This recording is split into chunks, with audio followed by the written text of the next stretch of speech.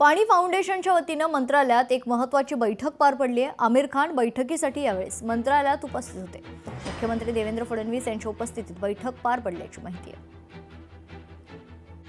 पाणी फाउंडेशन सोबत जी बैठक झाली त्यात आपल्याला माहिती आहे की मागच्या वॉटर कपला श्री आमिर खान आणि आम्ही एकत्रितपणे असं अनाउन्स केलं होतं की पाणी फाउंडेशन यावेळेस गटशेतीचा इनिशिएटिव्ह हातामध्ये घेईल। आपण एक हाय पॉवर कमिटी तयार केली होती। त्या कमिटीने आतापर्यंत काय काम केलं याचा रिव्ह्यू आपण घेतला।